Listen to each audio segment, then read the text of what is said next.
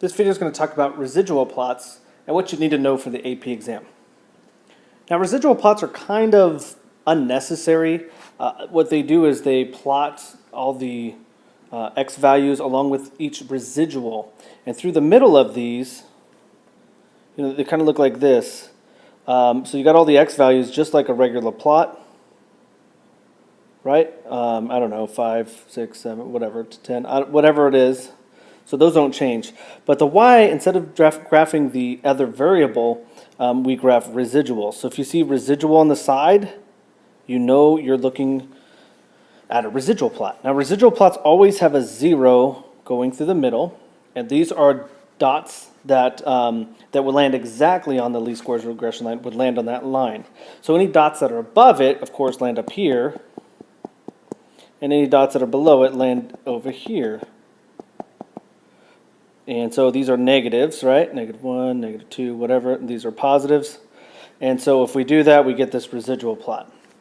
Now that's all great and everything, and you may have to add one point to a residual plot from a chart or a graph, but that's very unlikely. What the AP exam likes to ask is they'll give you this picture already, and they'll ask, what does this tell you about the relationship between the x and the y variable?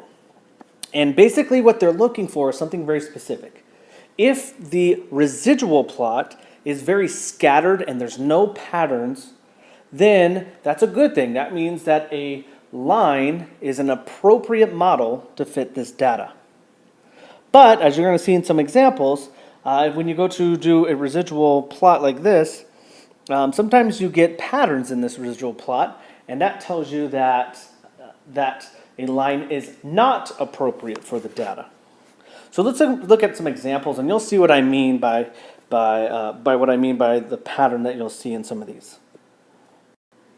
So here's a residual plot that is comparing fitted values with the residual. So I don't know what the y value is here, what they're representing.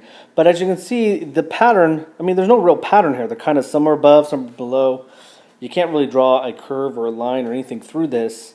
They're just scattered all around. That's a good thing. That means we'd write a sentence like that. The question would be something like this.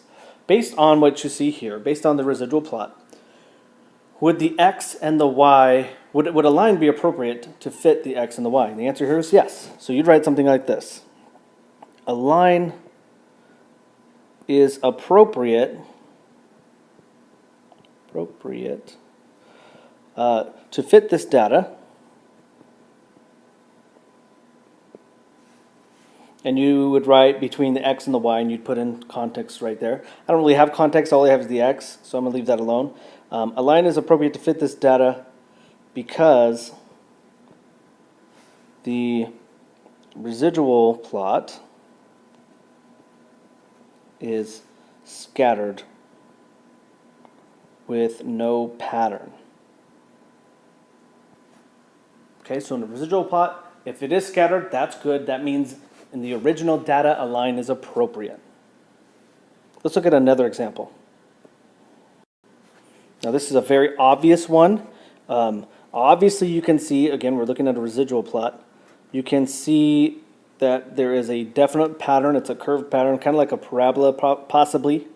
So because we have a curved pattern, then this is not appropriate for, a line is not appropriate for this model. So a line is not appropriate,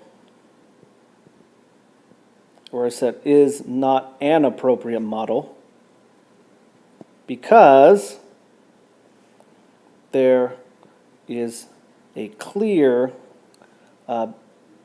curved pattern in the residual plot.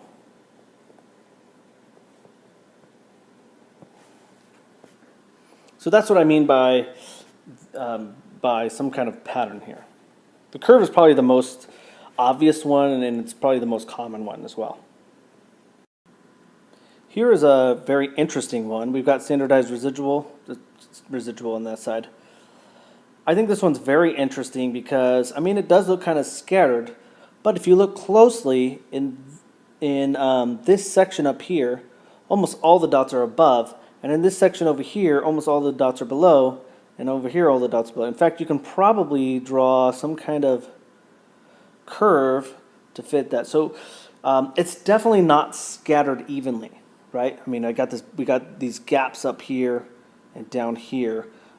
So since it's not scattered evenly, I would say that a line is not appropriate for this data. Here's a few more examples, and I want you to look and decide for yourself if a line would be appropriate looking at these residual plots. Would a line be appropriate for the data, the original data? I'll let you figure that out, and you can comment if you like on this video and tell me what you think.